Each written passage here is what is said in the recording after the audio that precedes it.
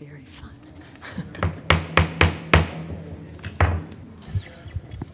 Good evening, everyone, and welcome to the Elk Grove Township Board Meeting, dated September 22nd, 2025. Would you please join us in the Pledge of Allegiance? I pledge allegiance to the flag of the United States of America and to the republic for which it stands, one nation, under God, indivisible, with liberty and justice for all.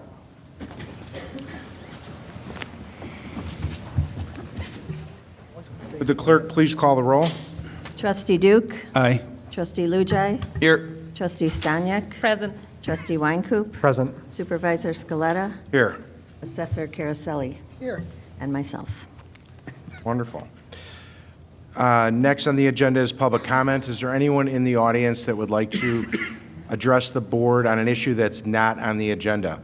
There will be an opportunity later in the meeting to address new business items, but wanted to make sure that if anybody had anything that they wanted to say to the board at this time, that now is the time. Public comment. Hearing none, we're going to move on in the agenda. We have two presentations this evening, and I would like to move them up in the agenda. Can I get a motion to move AF presentations up to the current position? Trustee Staszniak, making a motion to move both of the presentations to the top of the agenda. Thank you. Trustee Duke, second. All those in favor say aye. Aye. Any opposed? Motion carries.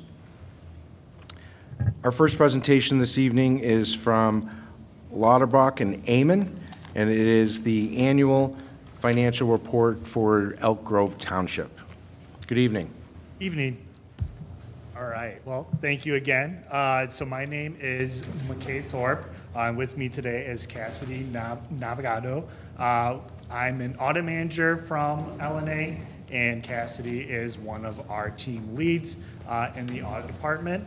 I've been your audit manager since we took over your guys as auditors, and Cassidy has been a part of the team as well.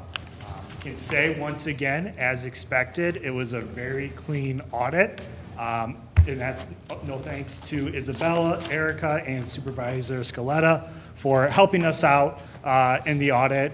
This was usually first-year audits there are a few speed bumps, and then second years are where things go a lot easier, and that was totally what happened. Isabella was great in asking questions, providing responses, providing support. Pretty much we come out and we add more to her plate. We add more stress. Her day-to-day job doesn't end. So we really appreciate all the help. And she asked great questions too.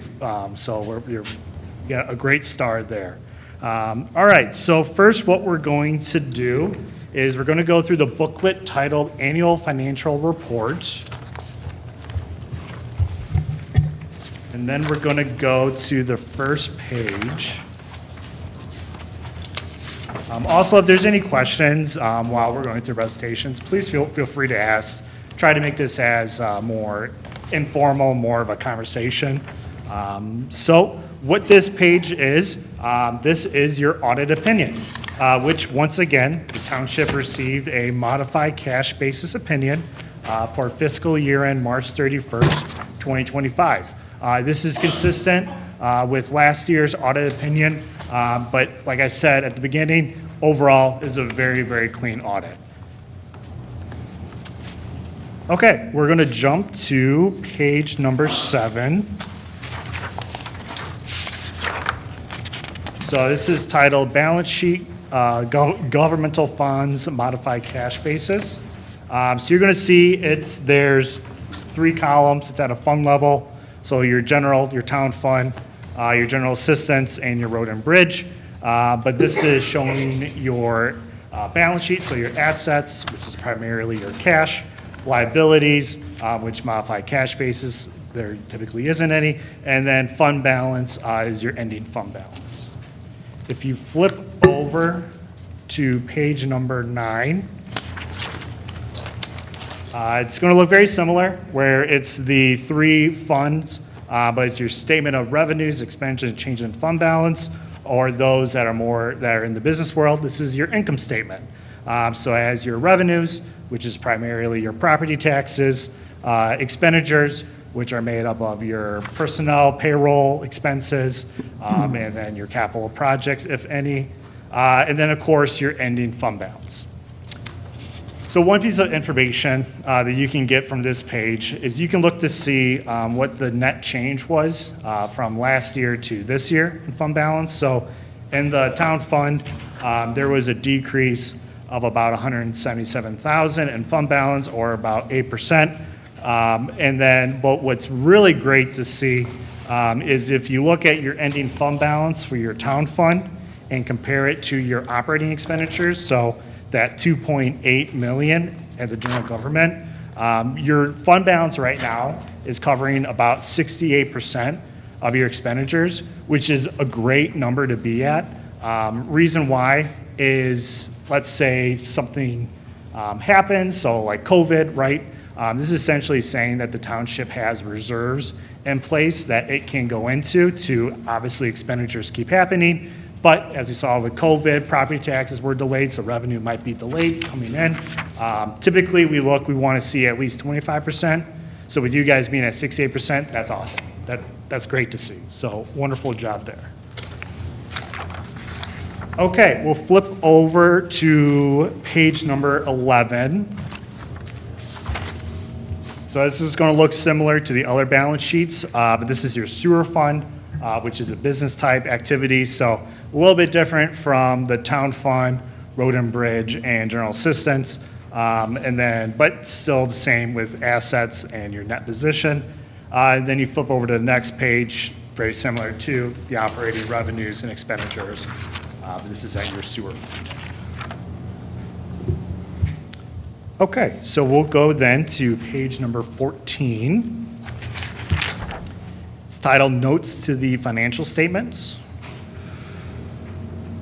So what these next pages are, it's a lot of accounting verbiage and methodology. Pretty much goes into how GASB, which is the Government Accounting Standard Board, how they require us to perform your audits to ensure that you're operating under the GASB standards. I always say that if you can't fall asleep at night, turn to this page, and probably in 3 pages, you'll be fast asleep. There's a lot of information here, but Isabella has my email, so feel free to read through it, and if you have any questions, please feel free to reach out. But some kind of information that you can get from here is your capital assets, so you can look to see how much equipment or how much buildings and what the depreciation has been on said equipment and building that the township owns. So then we'll flip further in the back to page 36.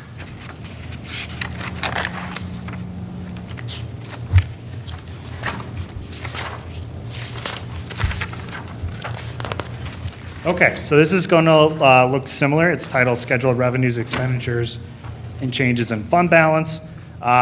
So it's going to look similar to the income statement. However, now we're just looking at the town fund. And you're going to see there's 4 columns: original budget, final budget, actual, and variance with final budget. So original budget is what was originally passed when the budget was presented. Final budget is if there were any amendments that were passed during the fiscal year. Actual is the actual dollar amounts as of the year end. And then the variance of final budget is just a comparison between what was budgeted and what actually happened. So if you recall earlier on, when we were going through the income statement, I mentioned there was that net change where there's a decrease of about $177,000. This is a great page where you can go and you can look to see, is it because revenue came in lower than expected, or was an expense higher than expected? So it kind of helps give you a picture as to how that net change came about. All right, so I know that was a lot of information I just threw at you, but I'm going to pause there before I go to the management letter if there's any questions. Anyone have any questions? I want to make a comment. Not for you. Now or after? Okay. I'm going to ask Administrator Manzo to make a couple comments at this time. I'm looking at the audience, and it seems that everyone is confused on these page numbers. So we are asked not to publish the audit until it is approved under new business, in which case, once the board approves the audit today, it will be posted on our website under documents, just as all of our other audits are posted. We will also have a copy available at the township for public inspection. At any time, you can stop by and request this copy, okay? So all of this information will be available to the public as of tomorrow morning. Okay, continue on. Awesome. All right, so now we're going to go through the smaller packet. It's titled Management Letter. So to kind of give you a brief description for what a management letter is, it's essentially recommendations that we have as we perform the audit. So we look at, we always want to make sure townships are operating as efficiently as possible. So what I like to do is break it down into 3 levels. First level is more informative. So GASB, the Government Accounting Standard Board, they pass new standards every year. So we just like to give the township the next standards that are coming out in the next 2 fiscal years, just so that you're aware of it and be able to prepare for it.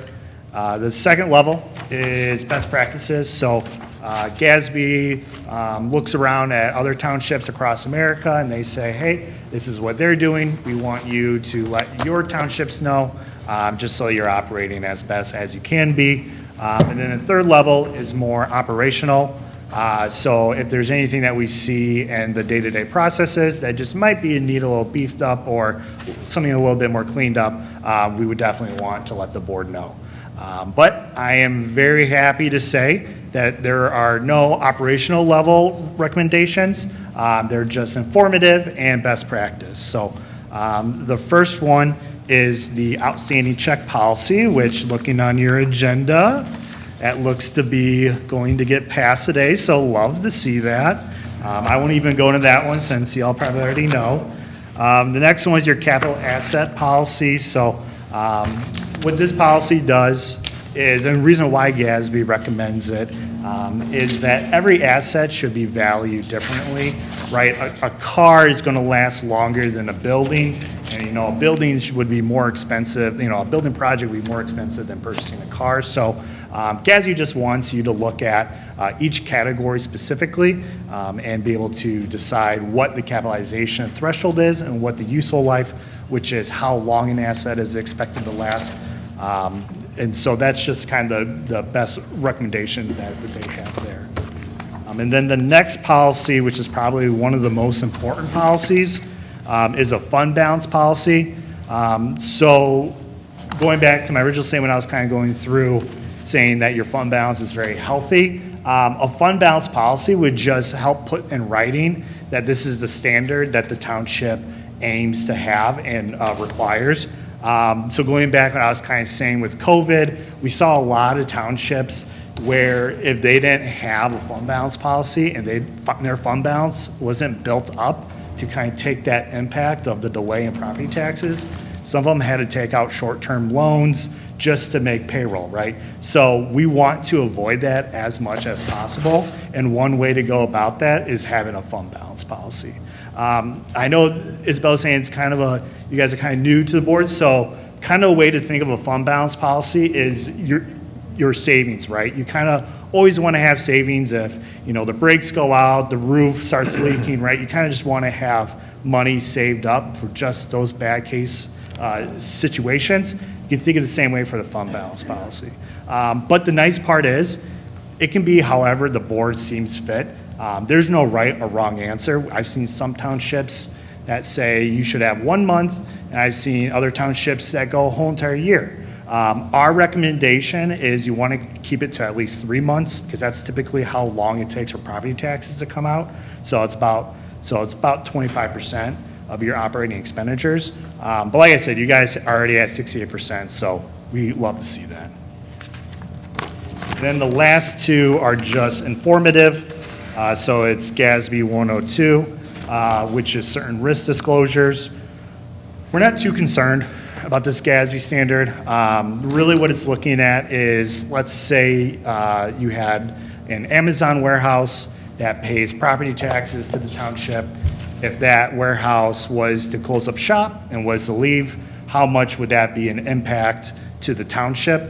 But like I said, I think the standards is more for the Chicagos of the world, the Clevelands of the world, and we don't think this is really going to affect our townships that much. And then the next one is GASB 103, which this isn't implemented until March 31st, 2027. It's the financial reporting model improvements. There's not going to be much of what the township needs to do per se. It's going to be more on the audit report, so it's more of an us problem. But what GASB is trying to do is they're trying to shorten up the report and also add more detail to the budget portion. But we are currently working with GASB to kind of get to a little happy medium, because this report is already a little bit confusing to read to those who kind of don't have the government accounting background. So we just don't want them putting too much in there, but still we want to make sure that's clean and easy to read. So, but overall though, like I said, Isabella was wonderful to work with. I know the team, everyone enjoyed coming here, and it was a very clean, very quick audit. And so we couldn't thank her enough for all that she does. Are statement 102 and 103 going to be required eventually? Are we just trying to get ahead of the curve, or are there still going to be recommendations in 2026 and then 2027? So GASB 102 is getting implemented next fiscal year. So that'll be marked as implemented. So you'll see it in the management letter, but it'll have a comment saying it was implemented. And then GASB 103 will be repeated for next year, and then there will be, knowing GASB, they like to keep us in business, so there'll probably be another new standard out there. Thank you. Anyone Awesome. else right now? Okay, if you could hang tight just for a second. Yeah, for sure. So I just wanted to kind of give you a little bit of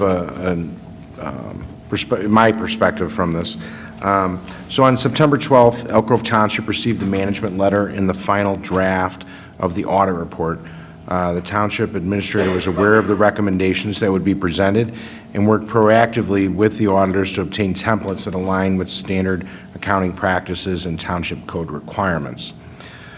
With this in mind, later in the meeting, under new business, the board will be asked to consider options of a stale check policy fulfilling one of the audit recommendations. The second recommendation involves the adoption of a minimum fund balance policy. A draft is currently under review. However, given the current status of delayed property tax billings and therefore delayed disbursements, it would be impractical to adopt a policy at this time that the administrator and the finance director would immediately report as being out of compliance. So we really need to kind of make sure that we evaluate all of this so that we don't pass a policy that we can't adhere to. You can anticipate that this policy will be finalized and presented for adoption before the end of the current fiscal year, ensuring compliance with the auditor's recommendation. The third recommendation is the adoption of a capital asset policy. The township has long maintained a detailed list of capital assets with our insurance carrier, which is reviewed annually for accounting, internal controls, and coverage purposes.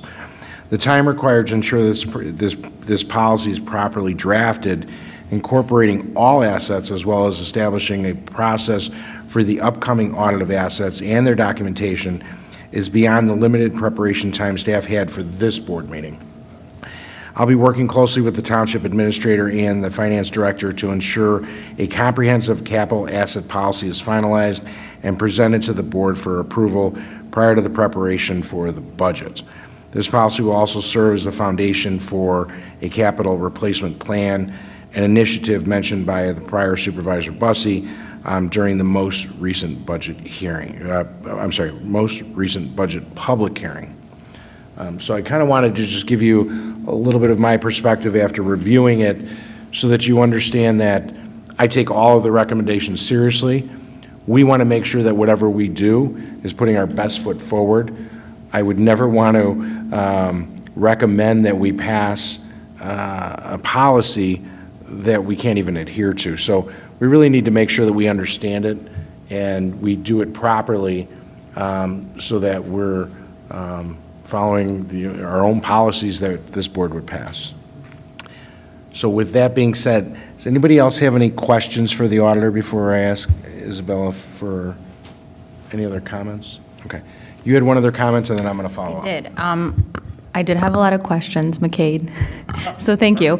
And there was a lot of emails going back and forth, but I kind of want to give the audience, as well as the board already knows this, but the audience, a little oversight. We are one township that has a finance director. Not a lot of townships have a finance director, so she does the work of an entire finance team, not only payroll in-house, which is a huge difference to a lot of different townships, but also she's always here to answer questions and go through reports and make changes in her journal entries. So day to day, she's keeping everything kind of clean, but leading up to the audit, it is really the finance director's job and role and responsibility to really upload all those documents and make sure to answer those questions. So I did a lot of oversight, and I'll take the praise, but I do want to let you guys know that Eric, our finance director, does probably 90% of the heavy lifting in the audit and has received a clean audit year after year. So big kudos to the township for the way that it is organized, because it's very helpful for the administrator to have finance right next door. Just a little insight. Ditto. Yeah. One last question for you. Do you believe that all the controls that are in place at the township level will help us to prevent fraud? Our opinion doesn't cover the internal controls. It just looks at the financial statements. But internal controls are part of our testing. And there were no findings when we were doing that testing. But like I said, our opinion only covers the financial statements. I agree that wasn't your main goal and objective. Yeah. But you spent a lot of time going through a lot of our paperwork, and you could see that there are controls in place, and I just wanted to make sure that, if you saw anything that you could identify that you're like, oh, this would be something you should shore up, that you would identify. Yeah, if there was anything in the processes that could be improved, they would be included in the management letter. But like I said, there was nothing that to that level in the management letter, so I think that would be a good example. Okay. Thank you. Anyone else have a question? I do.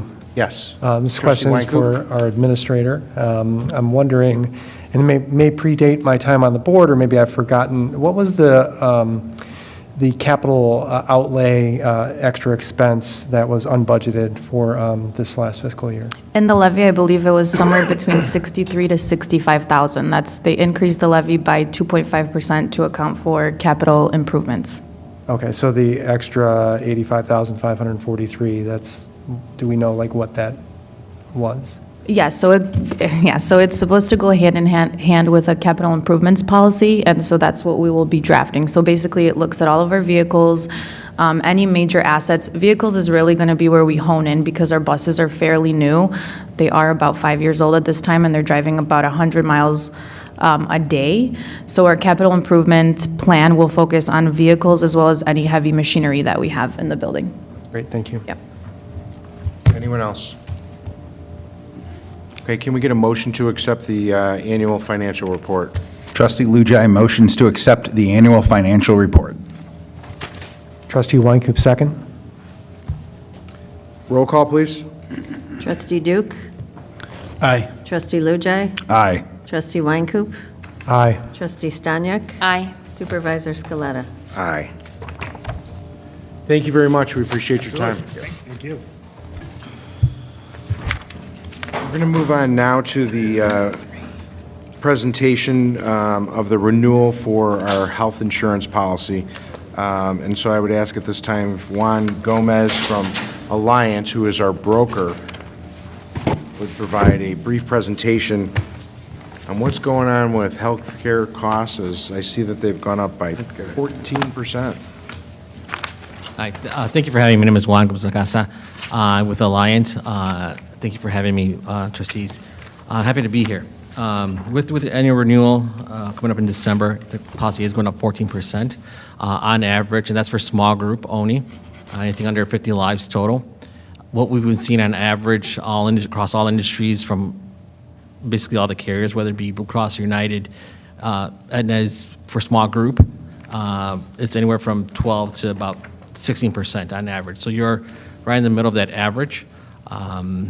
Looking at the information, the plans, I mean, you offer 3 plans, two high deductible plans, an HMO plan. So those are pretty lower cost options that the village offers, township offers.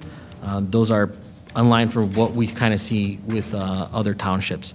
The 14%, we did take it out to market, so we did approach a couple carriers, just kind of based on the short time frame that we have. They were not competitive. They would have brought in significant changes, higher deductibles, co-payments, or narrow networks that you would kind of just limit the access points to the members. So we didn't think those were very competitive. So for this year, we're asking that the renewal gets approved because it is still very competitive compared to what's out there today. And with your other policies, your dental and vision, those are not up for renewal. You do offer those policies, but those were already negotiated on a 2-year rate lock, so they come up for renewal next year. Any questions? All right, so healthcare costs for staff is very, very important, may not be very slick and shiny and new, but is important for our staff. Hope everyone saw the memorandum that was provided by Administrator Manzo regarding not only this increase, but the plan for the future to kind of reevaluate it and request the renewal information much earlier in the process, and look at other carriers so that we're not just looking at one renewal where we have to make a quick decision. So this is something that we're reevaluating as it was received. We started talking a little bit about it, and the challenge is that while health insurance does not renew until December 1st, staff needs to make a decision by November 3rd, and we meet once a month, so we're somewhat challenged by this, but we need to look at this to be able to kind of get our arms around it, so in the future that we have more options for the board.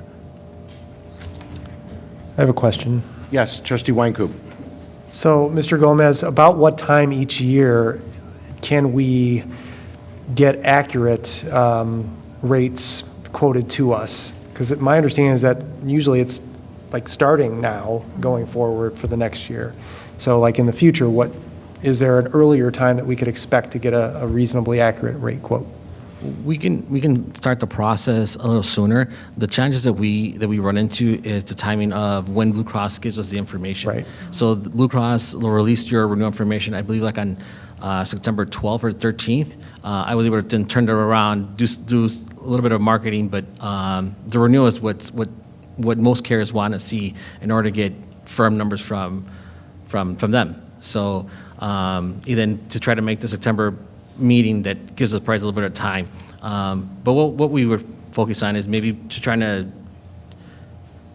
project what the renewal will be and try to have our carrier partners release some data, some hard firm numbers. Well, what we want to avoid is come back with numbers that are not going to hold, right? So then we would have to communicate changes and things of that nature. So that's kind of the challenge, but we're working on trying to move ahead that timing so that we can hopefully present firm numbers in advance to, having more time to evaluate the market. Thank you. Absolutely. So, and to be clear, my point was that, if we were going to look at other healthcare providers, that we fill out the demographic information and provide that in advance to the carrier so that we're getting multiple options. Right now, our option is, are we sticking with Blue Cross Blue Shield or not? And that's the challenge that I see right now. And I just want the board to have options. I mean, maybe we would have received other quotes, and maybe we would have determined that we were sticking with Blue Cross Blue Shield, but this board should have options. Okay. Any other questions? Can I get a motion to approve the healthcare plan for effective December 1st, 2025? Trustee Weincoop, I move to accept the healthcare plan effective December 1st, 2025. Trustee Duke, second. Roll call, please. Trustee Weincoop, Aye. Trustee Duke, Aye. Trustee Lujai, Aye. Trustee Stanyek, Aye. Supervisor Scaletta. Aye. Thank you, Mr. Gomez. Appreciate your time. Thank you. All right. So we are now going to go to the consent agenda. Authorization for payroll, bills, town fund, general assistance, road department, and sewer. Did everyone have an opportunity to review the payroll bills and all of the reports? Yes. Yes. Anyone have any questions? Okay, so I'm going to move on to the department reports. The administrative services. Summer is an interesting time because not only do we prepare for the start of the new school year, which is really when all of our residents kind of are very, very active. So staff is working on that, but we had a very busy summer. So when you look at the administrative services, we've seen an increase again year over year for total completed rides and senior transportation. A little bit of an increase in our completed passport registrations. And the town hall rentals are basically static at this point, as well as are the handicap placard, temporary handicap placards and fishing and hunting licenses. Social services, general system recipients were about the same as this time last year, as well as senior checking clients. What is interesting, though, is that the state benefit program assistance, including senior health insurance program and state benefit applications, rose significantly year over year, from 30 applications this year to 11 in August of 2024. The department also hosted the Illinois Township Association of General Assistance Caseworkers educational training with 29 Illinois townships represented. Also participated in the Metropolitan Township Association educational and participated in the D59 Back to School event. And also, it was very helpful in collaborating with the Red Cross to assist in a multi-agency resource event for households affected by the storm that impacted Huntington Commons. Food pantry continues to be very busy. The total donations received were increased year over year, 64,000 pounds compared to 55,000 pounds 1 year ago. We're still around almost 1,100 households that are being served by our food pantry, and the daily average use is 62, up from 51 a year ago. The number of individuals that were served this month, August 25, were 2,917. So what it was really heartwarming is to see the volunteer hours. The volunteers, the food is so necessary to having a food pantry, but the volunteers really are the heart and soul of the food pantry. And in August, we had 941 volunteer hours.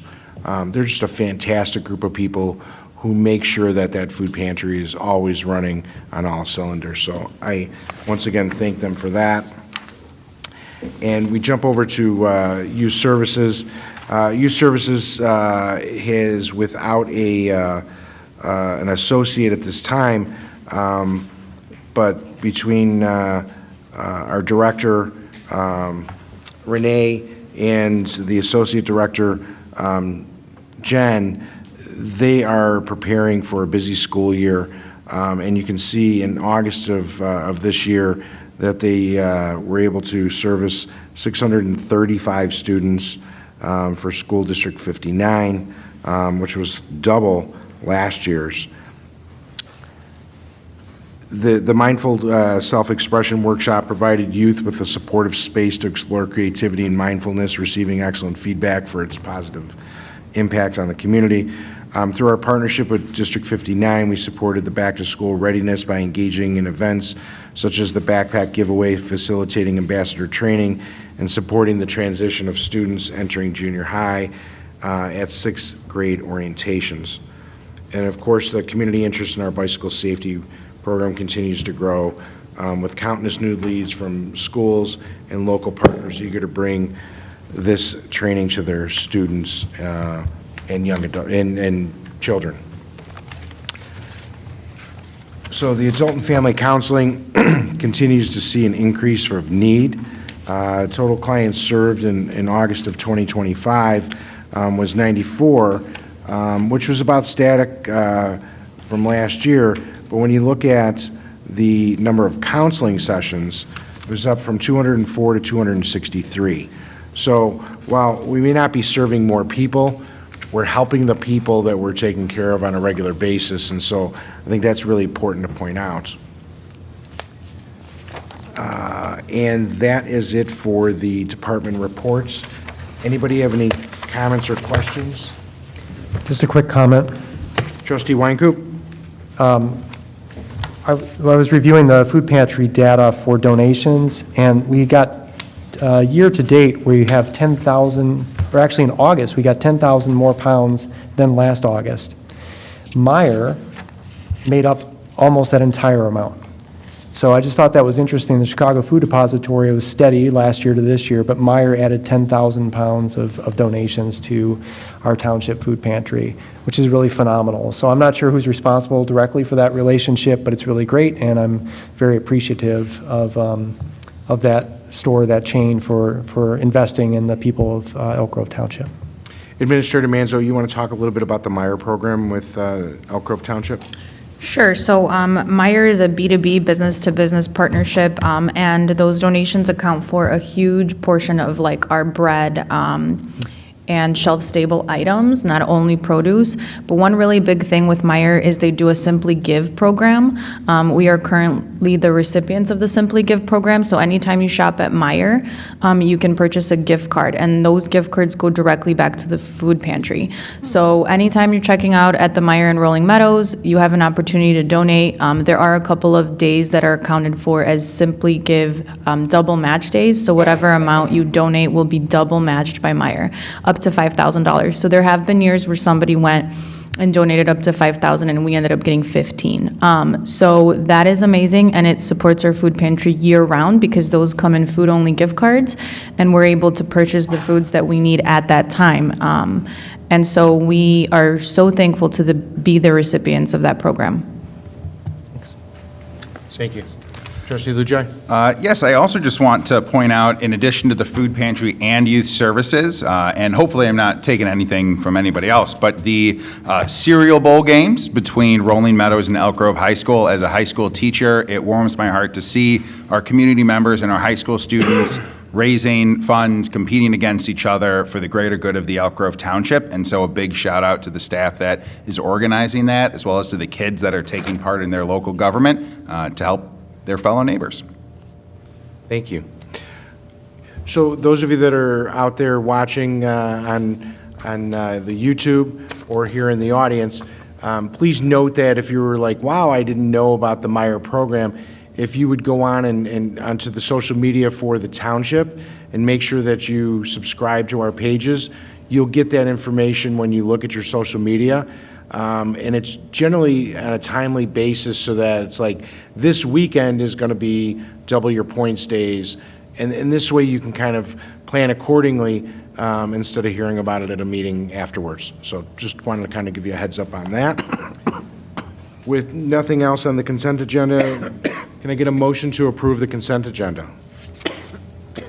Trustee Lujai motions to approve the consent agenda. Trustee Stashniak, second. Roll call, please. Trustee Lujai. Aye. Trustee Stanyek. Aye. Trustee Duke. Aye. Trustee Weincoop. Aye. Supervisor Scaletta. Aye. Has everyone had an opportunity to review the minutes of the regular board meeting dated August 25th, 2025? Any comments, corrections, deletions? Otherwise, can someone make a motion to approve those minutes?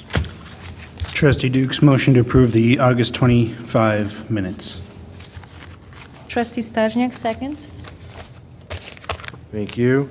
Roll call, please. Trustee Duke? Aye. Trustee Stanyek? Aye. Trustee Lujai? Aye. Trustee Weincoop? Aye. Supervisor Scaletta? Aye. This time it's now, we're going to hear reports on, first one up is the assessor. Assessor Caroselli. Good evening. Have quite a bit to talk to you about tonight. First of all, tax bills are still late. I met with the Cook County Township Assessors Association and representatives from the assessor's office. They are still not giving us a date.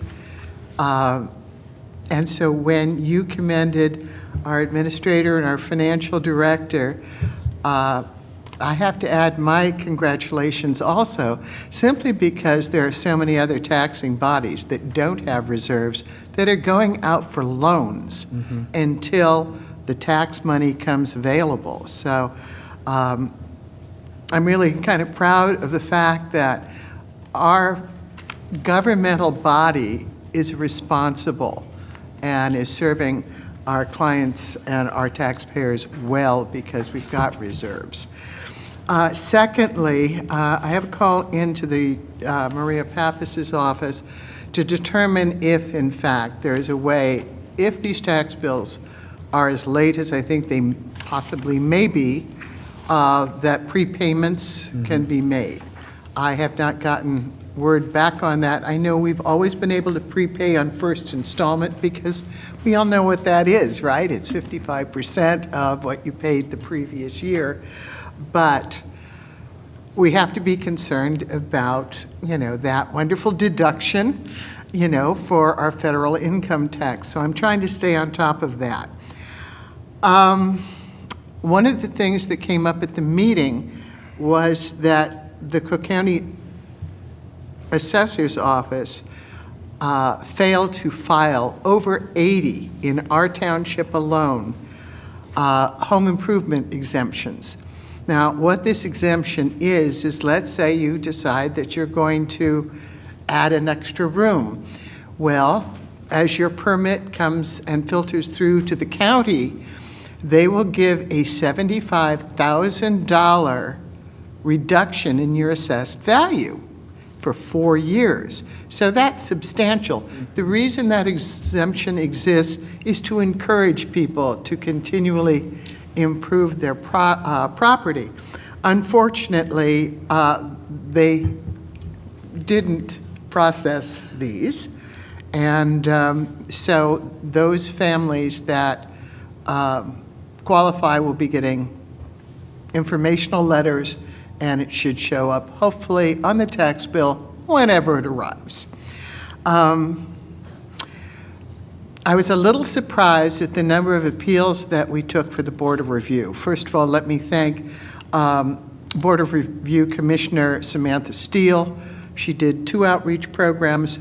With her, she brought 14 analysts with their laptops, took appeals on the spot, very efficient. And Chelsea Leafblad did a wonderful presentation explaining to taxpayers the convoluted process that occurs to determine your tax bill. Also, Board of Review Commissioner Cardenas, also, we had another outreach, so 3 total outreaches to try and stimulate our taxpayers to become advocates for their own property tax bill. We are #1 in the United States for the highest property tax bills. I find that incredibly unacceptable. And a lot of our taxpayers are struggling. I love to hear tax the rich. Well, in Illinois, you're rich if you own property. So people need to understand that they need to come in and see us twice a year when we're open for appeals with the Assessor's Office and when we're open for appeals with the Board of Review. My report on the response from Assessor Kagi's office was 93% of our appeals to the county were denied. We will have, obviously, I'm sure, a higher success rating with the Board of Review. So, the other thing, too, is that people have not gotten that tax bill, so they have not felt the sticker shock. If that tax bill would have been out on time, due and payable August 1st, our numbers would have been a great deal higher. It's almost like if you don't see it, it doesn't exist. Well, that liability does exist, and it will be coming at some point in time. I think I mentioned last month that I was very concerned about a website that the county put out on how they determined your property tax bill. What I found, and what was found by other townships, Wheeling, Barrington, Palatine, etc., was that they were utilizing comparable properties that weren't even in the township.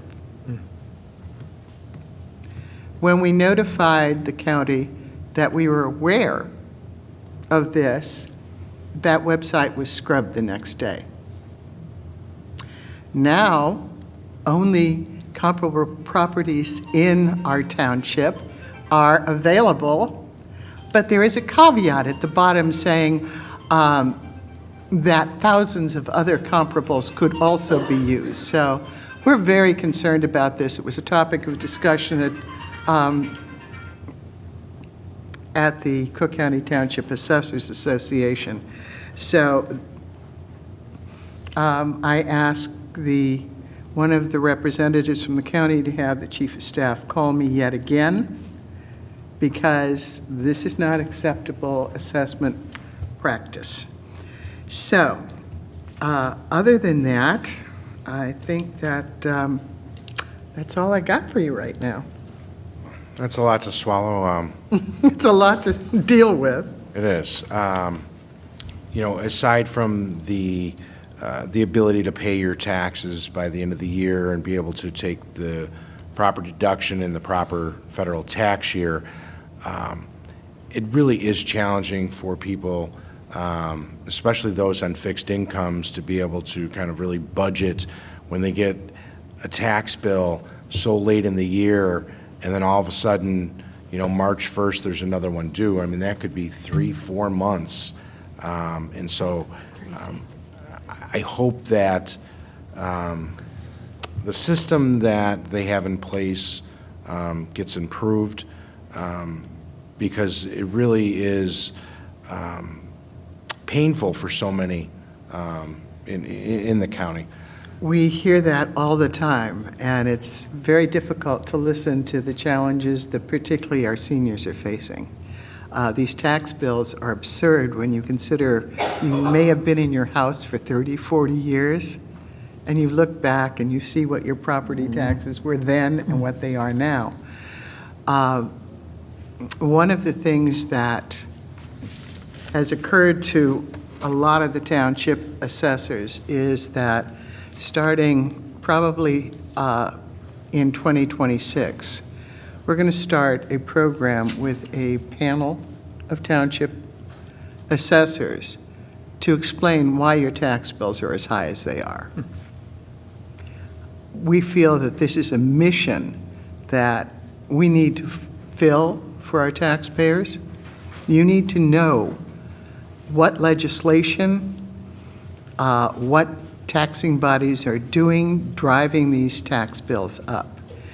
Because if you don't understand it, you can't do anything about it. You can't go to the people responsible and voice your concerns. So that will be something that will be starting probably February 2026. We'll be starting that and rotating it through the various townships. Thank you, Assessor Caraselli. It's now time for the clerk's report. Okay, Can we ask questions? Oh, I'm sorry, my apologies. Anybody have any questions for the assessor? I do. Sorry. I'm curious about the denial rate for the initial appeals, that 93%. Is that comparable to previous years? And if it's different, then what's your theory about why that's happened this time? Well, it's been my experience over 3 decades that no mother has an ugly baby. And the assessor puts those numbers on and chooses to defend them vigorously. It is only when that appeal, second time around, goes to the Board of Review, and they look at the neighborhood, comparable size, comparable style, the various characteristics, that we see reductions being granted. So it's not necessarily a surprise that we got a 93% rejection rate. Probably the surprise was that we got a 7% reduction, 7% of the taxpayers appealing got something, but historically, yeah. They put the number on, they vigorously defend it. In regard to even the tax bills, it's always the data, or, it's the data people, or it's the new computer system. If you look at it logically, data for the Department of Revenue to determine what our equalizer is, that's supposed to be to the department in December. The county got it to them in April. That is, now they can say data people did such and such or whatever, but if you are 5 months late, you know that tax bill's going to be late, don't you? Because it goes from the assessor to the Department of Revenue, then you've got the clerk, who's got to determine all the tax rates, right? And then from the clerk, it's got to go to the treasurer. So those are the difficulties that we're dealing with, and really, quite frankly, we're not getting very satisfactory answers. I'm sure not. It sounds very inefficient. I'm curious if we have any comparable, or if we have any data from neighboring townships about their appeal rejection rates or acceptance rates. They're pretty much the same. However, because this is our triennial reassessment year,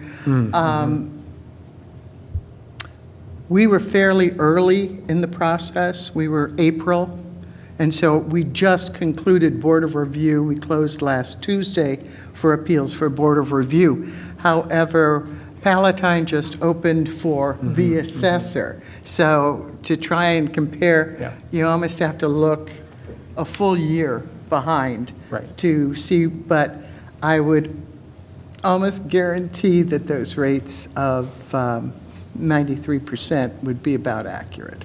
Thank you. And it doesn't take much time to say no, does it? Anyone else have a question for the assessor? All right. We had one FOIA request this month. It was for records for the last 10 years of appointments for the Forest View Fire Protection District, which is off, it's an unincorporated area off of Landmeier Road to the south. And I want to thank Administrator Manzo because she had to do a lot of digging and contact some people to get all that information. So that was the only FOIA request. We did participate in the Elk Grove Parade, which is now called the Oktoberfest Parade, not the Hometown Parade, which was Saturday. We had a good turnout, so thank you everyone for coming, for bringing your family. I'll just have to say, I usually pass out candy, but I rode in the front of the food pantry truck and was waving to people, and it's a fun place to ride because everyone loves the food pantry, and people were clapping and cheering, and I guess some of our volunteers were along the route, so it was very good. So I'll let you know when it comes up again next year. Nice, thank you. And now for my report, and I will try to go through it as quickly as possible. We did have a bike safety open ride in August. While we only had one child in attendance, it was the Elk Grove Village Police Bike Safety Department were there to ride with him, so he wasn't alone. The bike safety program is very, very important to the people that live in the township, but these open rides are kind of hit or miss. Depends on what else is going on, depends on what the weather is, and so while only one child was in attendance, it was a very happy child because he had his own police force with him. And then the senior walking path in September, we had 4 people in attendance this month, which have become kind of our regulars. And then the shredding event on September 13th, we only had 50 people show up because of the weather. We had thunderstorms that morning. But we still collected over 1,200 pounds of paper to shred. And great thanks go out to the Mount Prospect Lions Club because they're the ones on site helping residents with the materials to shred. We also collected cardboard on site from anyone who did not want their boxes for our recycling program. We'll talk a little bit about our baler. So we have a Cardboard for Our Cause, which is our year-long recycling program. So the prior board purchased a cardboard baler. And the idea is that once the cardboard baler pays for itself, all of the revenue that we generate from recycling cardboard will then be used to help fund the food pantry. So we had a big pickup from NNR Global Logistics in Elk Grove, and we're also working on a plan to coordinate monthly pickups from them. We did our first semi pickup of the year, which included 32 bales. So we're on our way to paying for that baler. We started promoting this program in May with the community's help, and we're able to fill up a semi within 4 months. So great success. That's our staff proactively working to find ways to get the information out to the residents and the businesses that will ultimately benefit us. The Lions Club of Mount Prospect hosts the farmers market each week. Corey Dewey, the Director of Social Services, and I did a pickup on Labor Day weekend. So it was great to see how these vendors, they're there all day, and then at the very end, we pull wagons. I was one-handed, but I pulled a wagon, and they fill it up with fruits and vegetables, some baked goods. So it was really nice to see that these people that are there, because that's part of their business, but they're still generous and they give back. So thanks to them and thanks to the Lions Club for always including us. And then our biggest food pantry event for this year is the Cereal Bowl, which is happening on this Friday, and this year it's at Elk Grove High School. Please note I'm a little bit biased. My son goes to Rolling Meadows High School. Go Elk Grove. Yes, I know.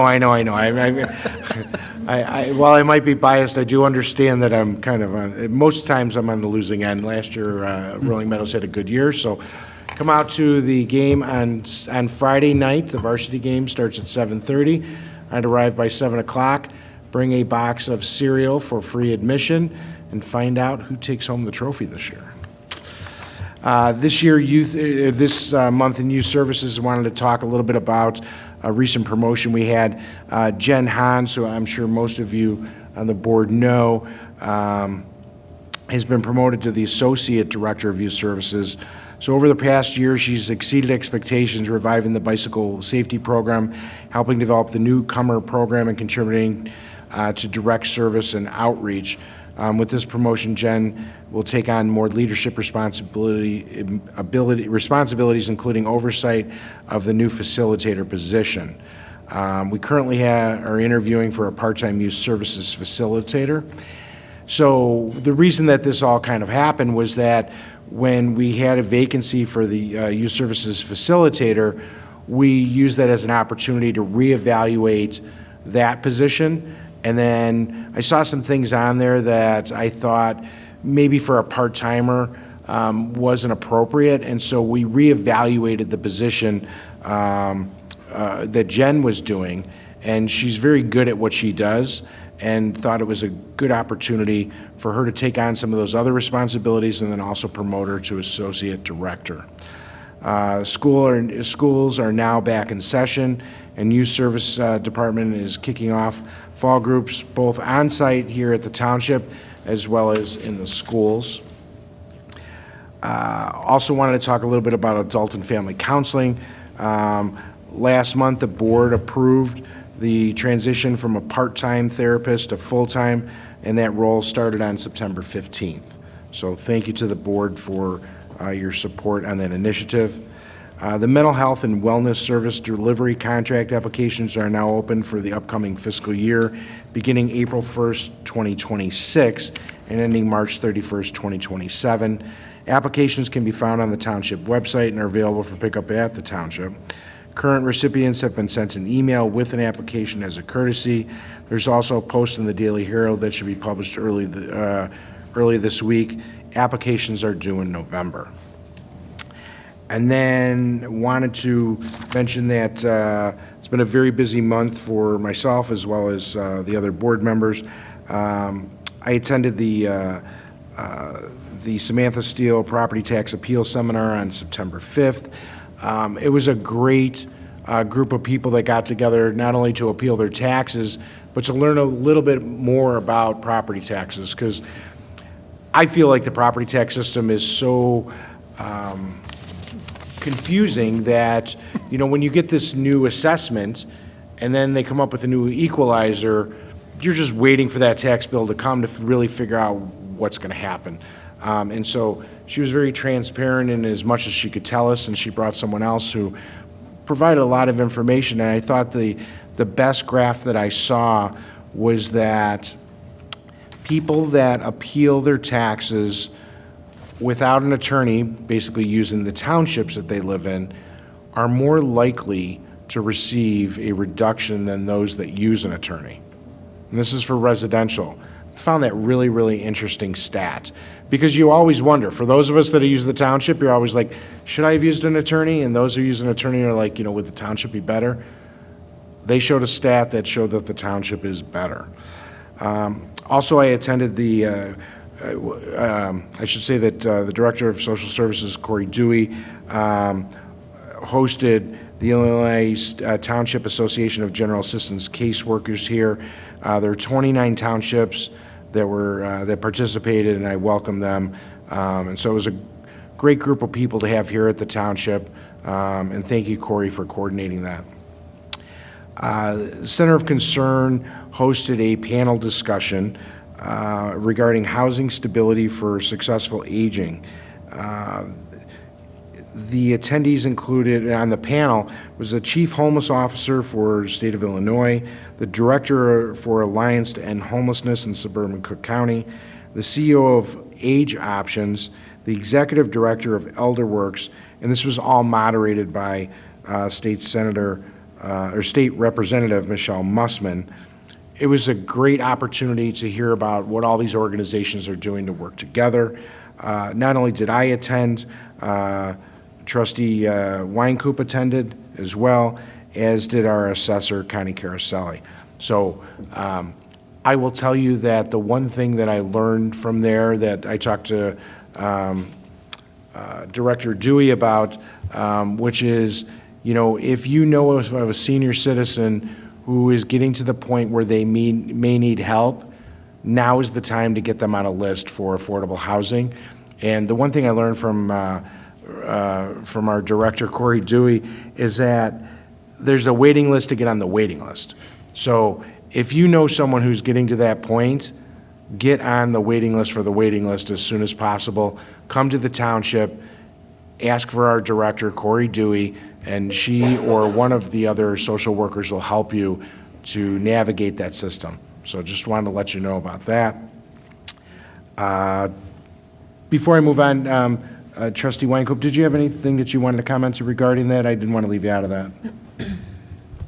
Just briefly, I thought it was very educational. You know, when we, in the spring, were canvassing for this election, I met many seniors who are making very difficult choices about their living situations.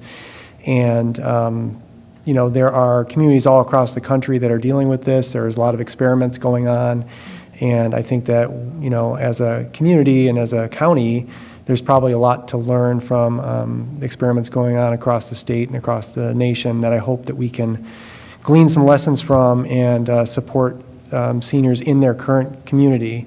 There's so much value in having a connection with your neighbors and understanding where things are at in your community and being connected to your faith community, that it's very difficult, even if the living situation in and of itself can be improved by having a senior move.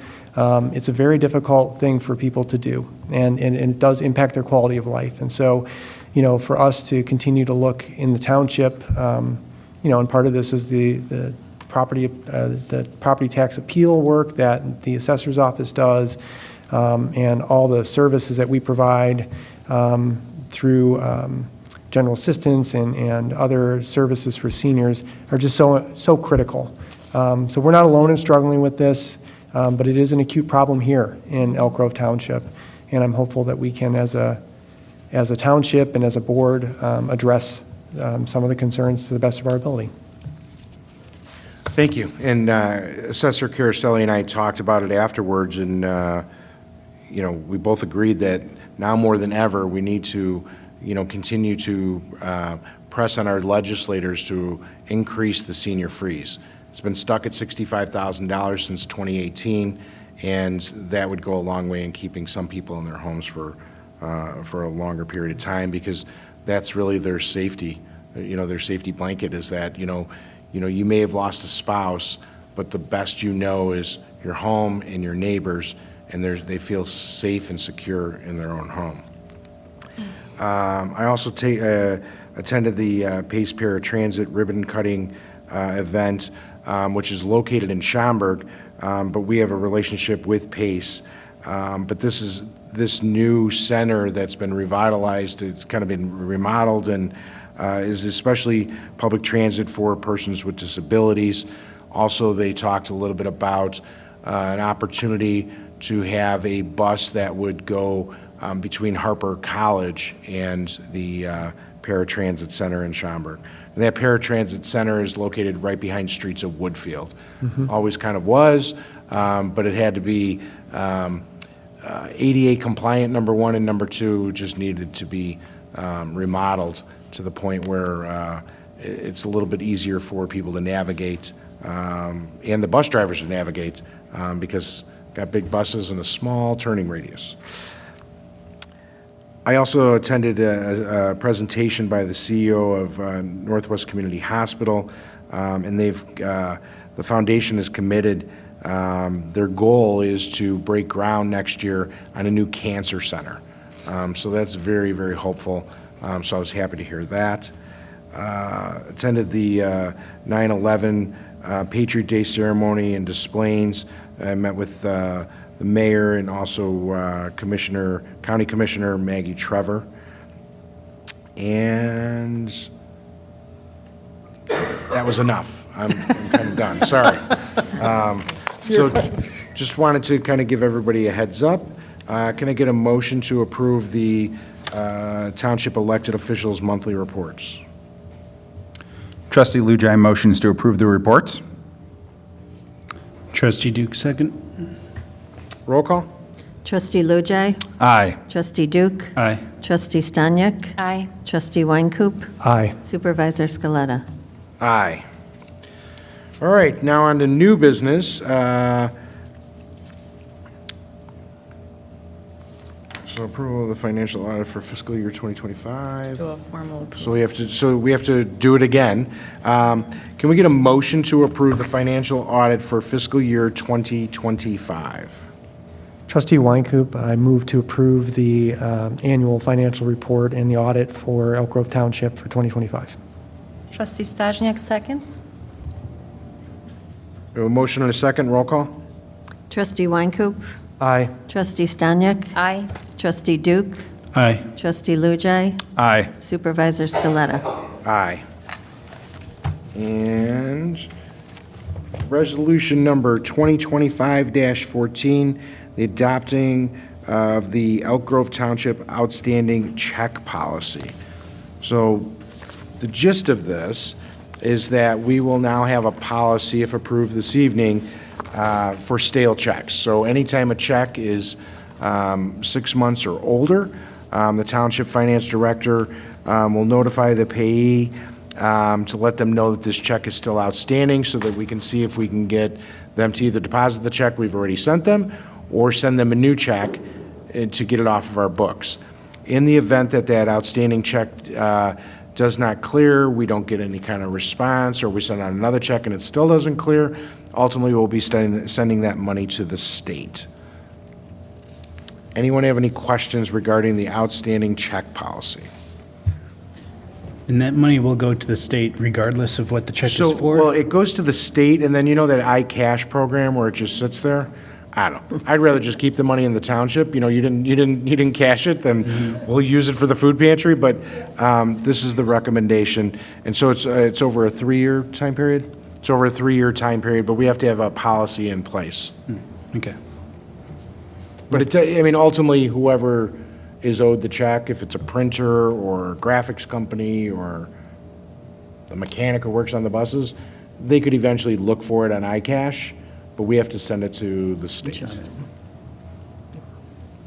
Can I get a motion to approve the resolution? Trustee Weincoop, I move to approve Resolution Number 2025-14 to adopt the Elk Grove Township Outstanding Check Policy. Trustee Lujai seconds. We have a motion and a second. Roll call? Trustee Weincoop, Aye. Trustee Lujai, Aye. Trustee Duke, Aye. Trustee Stanyek, Aye. Supervisor Scaletta. Aye. Next up is the approval of the healthcare insurance renewal beginning December 1st, 2025. It's the appropriate place for it to be on the agenda, so I'm looking to get a motion, as we did earlier this evening, to approve healthcare insurance for the staff beginning December 1st, 2025. Trustee Lujai makes a motion to approve healthcare insurance renewal beginning December 1st, 2025. Trustee Stanyek seconds. We have a motion and a second. Roll call? Trustee Lujai, Aye. Trustee Stanyek, Aye. Trustee Duke, Aye. Trustee Weincoop, Aye. Supervisor Scaletta. Aye. Last but not least, wanted to discuss with the board a strategic plan and goal identification process. So when I was on the board of the Village of Arlington Heights, the way that the elections work at a municipal level is that every 2 years, half the board is up for election. And so we would do a goal-setting session with the board every 2 years. We would bring in, for some years, we brought in a facilitator, other years we did it in-house. While there are lots of facilitators out there that would be able to go through and ask us questions to get us to come to agreement on what we think that our goals should be, they don't have the same knowledge that the organization that we received a proposal from has. So the proposal in front of us is from Northern Illinois University Center for Government Studies. They are not only well-known by municipalities and townships for the work that they do, but they have provided this same service of strategic planning and goal setting for other townships in the area. And I spent some time along with Administrator Manzo speaking with this group, and I explained that that one of the differences between us and any other township that they've worked with is that our board is completely new. Because normally what happens is they work with a different township, and while there might be some turnover there, it's not an entirely new board. And so what I wanted to do was have them put together a proposal that not only would make sure that they understand the thoughts of what the goals should be from the board members, but I wanted them to talk to the staff to make sure that the staff had an opportunity to tell them about what works really well and what are some of the things that could help us in the future. And so we asked them to put together the strategic planning proposal, and I really wanted to just, I didn't put a recommendation forward because I really wanted to hear from the board. This is the first time that we've had an opportunity to talk about this. As you know, we are all subject to the Open Meetings Act, which means that that no more than two of us can talk about any item that is up for discussion at a board meeting. And so this is the best place for us to discuss this. And so I hope everybody had an opportunity to take a look at it. And I hope to be able to answer any questions that you might have. And if not, we can always go back and ask the people that we're working with. The people that we met with virtually was the director, Gregory Kuhn, and his, I believe, deputy director, Mel, and I'm getting her name, there we go. She's the assistant director, Melissa Hendrickson. And so they have a team of very well rounded individuals that I think will provide us with a valuable resource and help us to get to a point where we can put together a strategic plan for us to use for the future, which will not only help all of us understand where each other's at, but also help the staff, especially as we get closer and closer to the budget season. So I'm going to open it up for discussion. Who wants, Trustee Lujai. Well, first and foremost, thank you so much for reaching out for this. I know it's something that will have a tremendous impact on the township over the next few years. As you said, we are an entirely new board, and elections do have consequences in our community, and I very much appreciate this plan to hear from not just the new trustees, but also from John, the wonderful staff we have, members of the community. For those of you that don't know, this plan involves pre-workshops, hearing from community members, hearing from the board, and hearing from staff, then having strategic planning workshops as well as post-workshop follow-ups. It's an incredibly comprehensive plan that I feel brings a bunch of different ideas of what's worked in the past while also being innovative and responding to the will of the Elk Grove Township residents in the future. And so it's something that I think is very worthwhile, very exciting to do, and I'm excited to partner with this great organization. NIU has a tremendous reputation. Their Center for Government Studies, as well, is very well regarded across the nation overall. Thank you. Yes, Trustee Staniak. First of all, I'm super excited that the idea that was mentioned a couple months ago, it's moving forward. That's wonderful. But I think that strategic planning is crucial because it lays out a roadmap of what we are about to do. And I always believe that the primarily audience that we answer to will be our taxpayers. So my question is there a plan within this plan that implements input from our community? What does the community wants to see moving forward as far as the services that we offer throughout the township?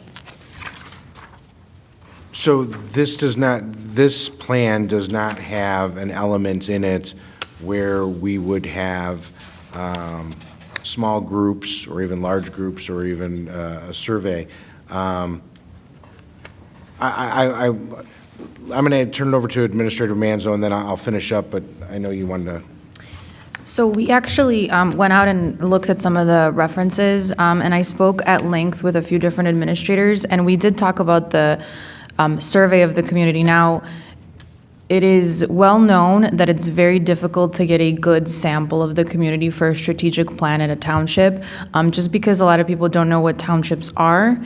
But also because when they interact with us, it's usually needs-based. And so once the need is resolved, they are no longer interested. We are one of those townships that doesn't offer like senior services in terms of bingo and things like that. So we don't have a huge population of individuals that are kind of coming in and out of the township that would be interested in a workshop. Now, that doesn't mean that we couldn't involve the community in a specific way. The additional cost of having a community survey at this time, particularly because we're starting from scratch, didn't make it worthwhile. Now, is it something we can explore the second time around? Potentially. So one of the things that we really thought about is we are doing this for the first time. It's a lot of information. They don't know us very well yet. You guys are all still getting to know each other. So including community opinion in that way would have been a little bit more complicated. If you have a different opinion of that, that's okay. Let's talk about it. I think this is why Supervisor John is including it for open discussion, and we can go out and ask for the additional cost. But we did talk about it. We did weigh the options with both NIU as well as other administrators, and this is just the consensus that we got back.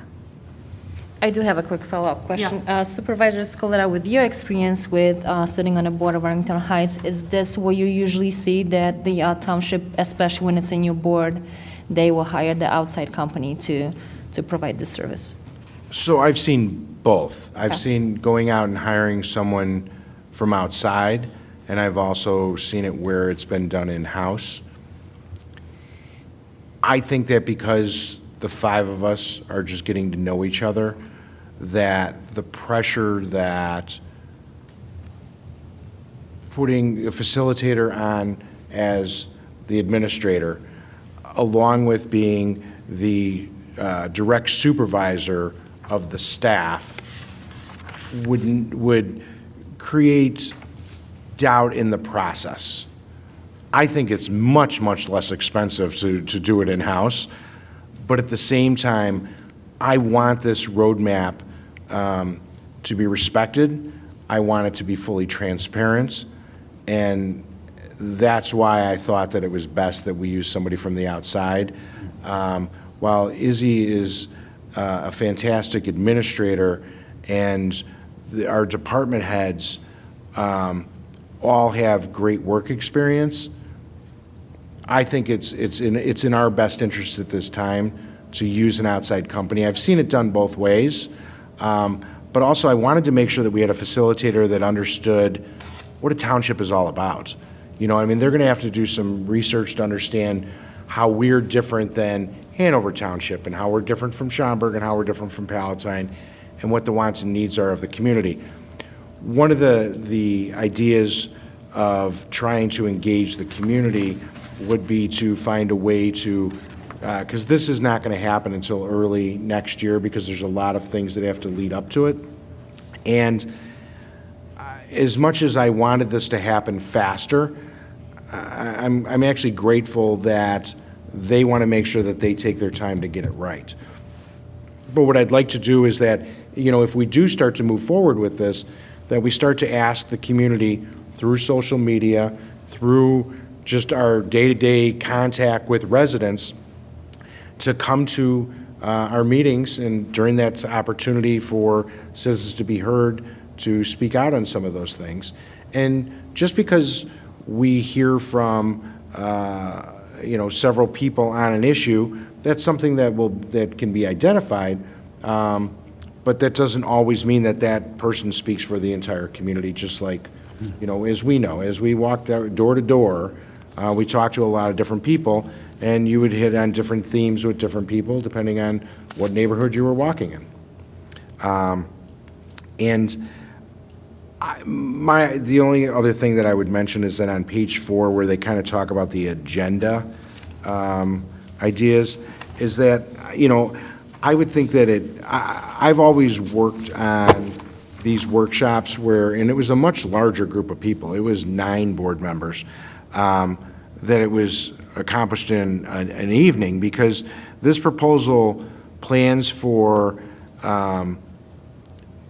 interviews of the department heads, an interview with some of the staff and maybe a couple volunteers, like a small group of staff and some volunteers, and then also one-on-one with each of the board members, so that they can at least kind of get an understanding of who we are, what's our background, why do we run, what are we looking to accomplish as a board, so that when we go through the workshop session, which will be open to the public, which will be held here in this room, which will be video recorded for all to see. That will happen in this room. So it's just going to be a completely transparent process. But I'd like to accomplish it in one evening.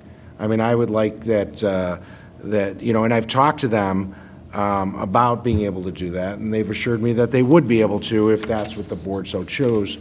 I think that, getting together for like 3 hours and then going, okay, we'll see you next week for another 3 hours, really, there's a disconnect in that momentum as we're moving forward. So I would hope that the board would, see this as an opportunity to make this happen in a way that we're able to keep the process moving forward.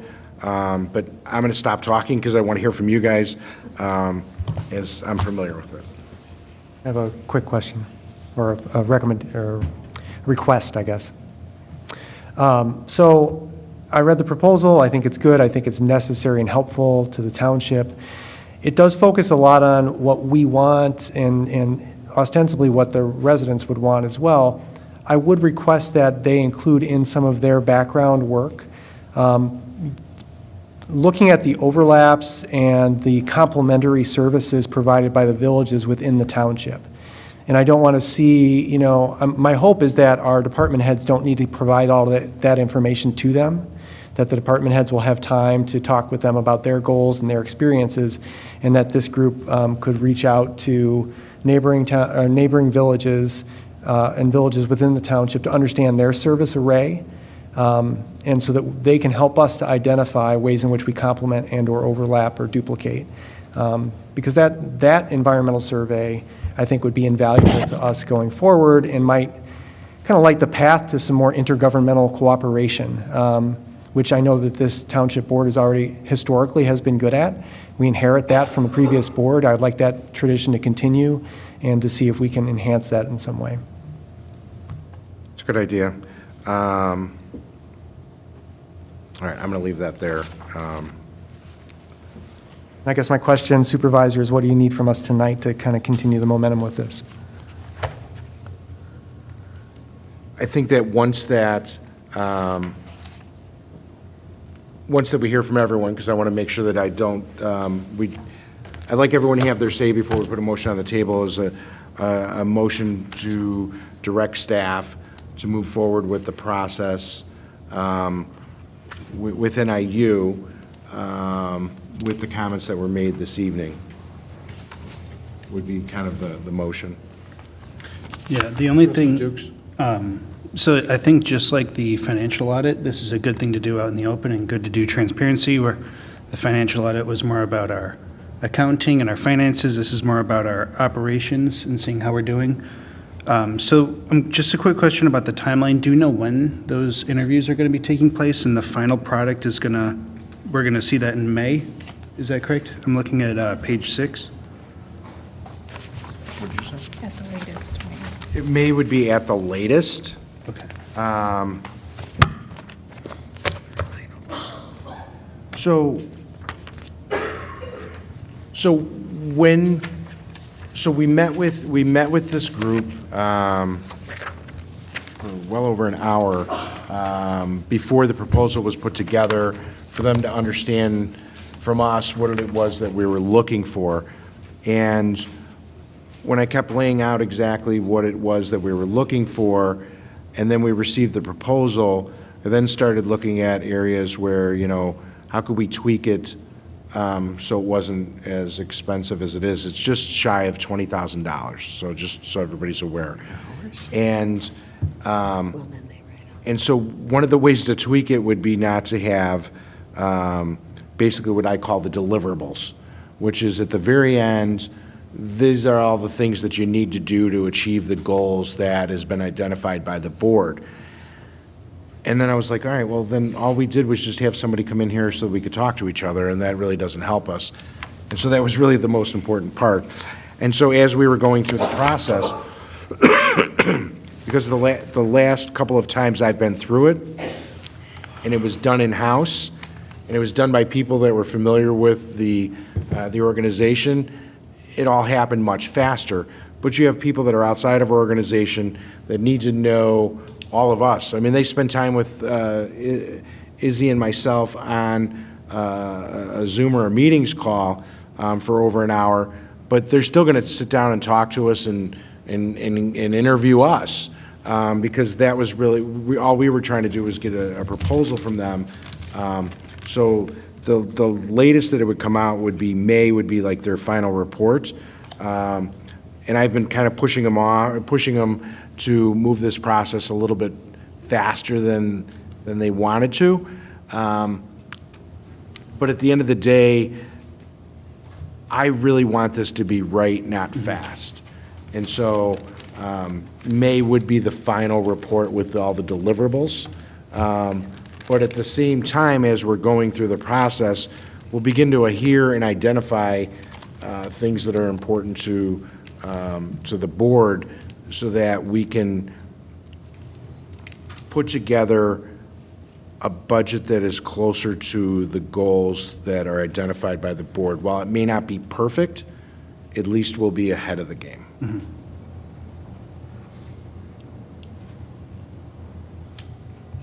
Seeing as everybody's had a chance to review and speak on this, I'd like to offer a motion. All right. I move to empower the township staff to move forward with the strategic planning process by continuing their conversations with the Center for Governmental Studies at NIU. Not to exceed $19,900. As stated by our supervisor. Did you catch that, Clerk? We have a second? Trustee Lujai seconds. Oops, okay. Oops. Do we have anybody in the audience that would like to make a comment? Okay. Just want to make sure that we open it up to the audience. Roll call? Trustee Lujai. Aye. Trustee Weincoop. Aye. Trustee Duke. Aye. Trustee Stanyek. Aye. Supervisor Scaletta. Aye. All right, any comments from the board for the good of the township?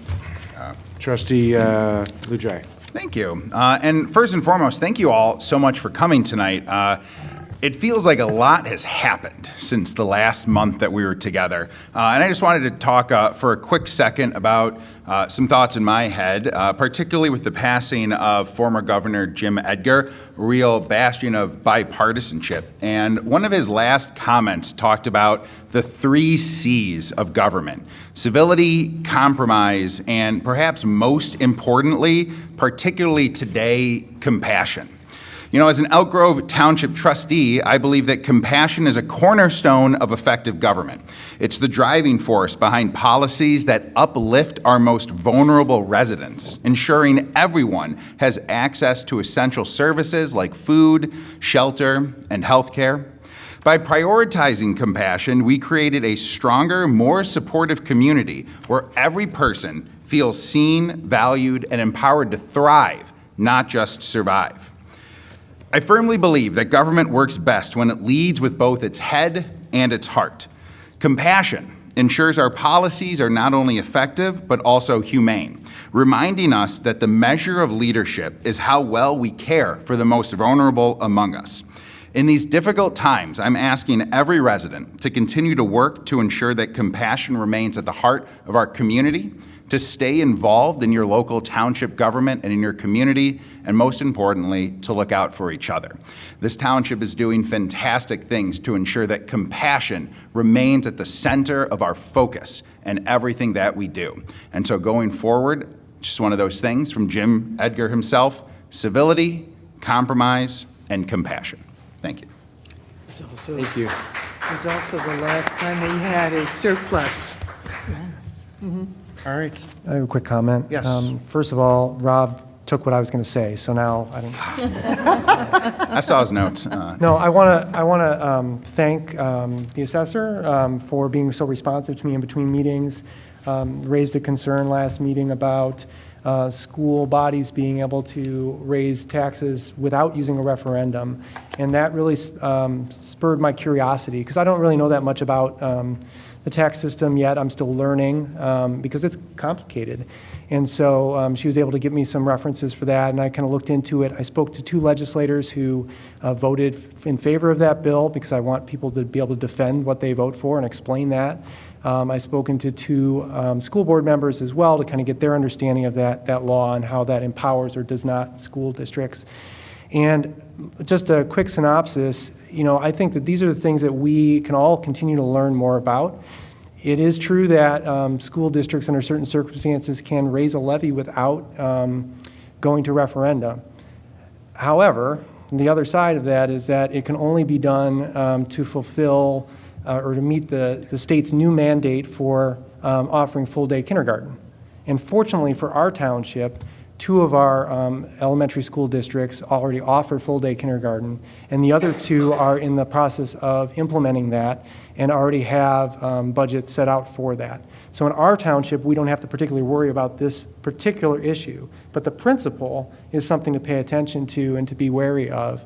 And so I did also then, and please, if you're interested, I'm not going to spend everybody's time on this now, but I did watch a school board meeting in Effingham, if you have any interest in hearing about how that went. It's connected to this issue, and essentially, if a school district needs to build something to meet the state mandate, and they cannot do it through referendum because it's been defeated, they are empowered to go ahead and, push forward on a bond issue and obligate the taxpayers to that money. However, any board that does that, they have lost their minds. They will be gone, because that's how democracy works. And that's what I really appreciate about how our board is working and about how this community works, is that we have lots of perspectives and we can share those things and we can learn from each other in a way that helps us all be better advocates. So I appreciate that, and thank you for your time and bringing that to this board's attention. That's all I got. Thanks. All right, nothing else? Can I get a motion to adjourn? Trustee Lujai motions to adjourn. Come on. Need a second? Trustee Stashak, second. Roll call? Trustee Lujai. Aye. Trustee Stanyek. Aye. Trustee Duke. Aye. Trustee Weincoop. Aye. Supervisor Scaletta. Aye. We are adjourned. We will see you next month, 4th Monday of the month. Thank you.